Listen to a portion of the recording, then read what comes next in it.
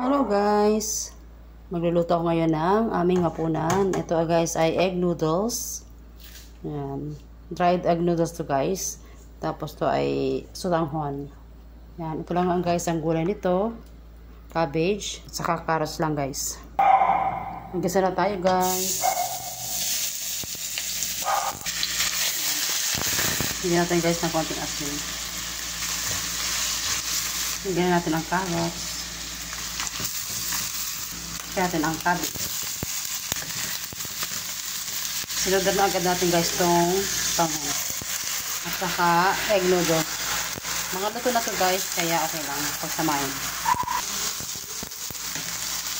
Lagyan natin ang Knorr pork cubes, kalahati lang.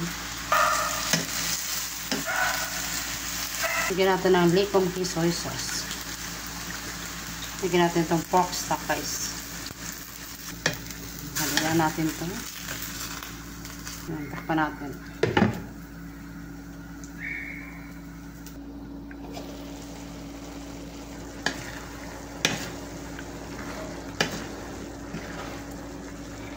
Lagyan natin guys ng paminta.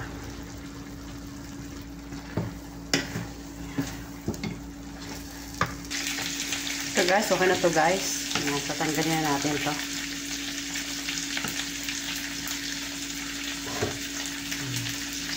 Simpleng pasit lang guys. Wala masyadong lahok. Yan, nag-init din ako guys ng lumang ulam. At nakapagluto na rin ako dito ng gulay, sayote, ginisang sayote. Yan. Ito guys ay nauna kong naluto kasi low budget yung cellphone ko kaya hindi ko na-videohan. Yan. Ito yung pansit at saka ano. Yan. Nagluluto naman ako dito guys ng fried chicken. Ito guys, chicken ay chicken thigh. May salt and pepper na to. Ayan. Lagyan natin ng ketchup. Lagyan natin ng soy sauce.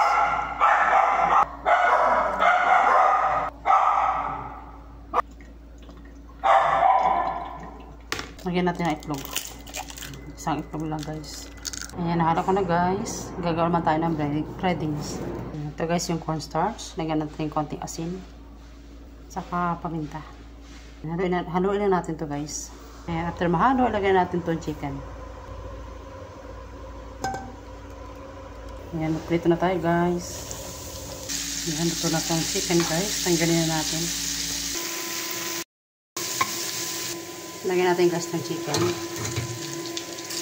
Haluin lang natin. Dandahan kasi baka madurog. Lagyan natin ng honey.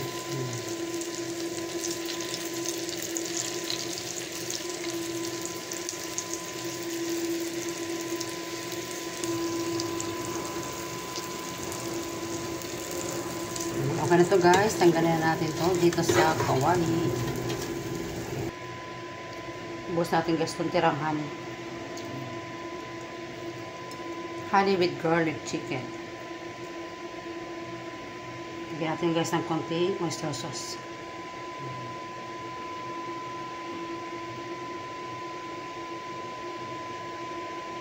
Dinner is ready guys. Ito yung chicken, pork, sayote, and pansit.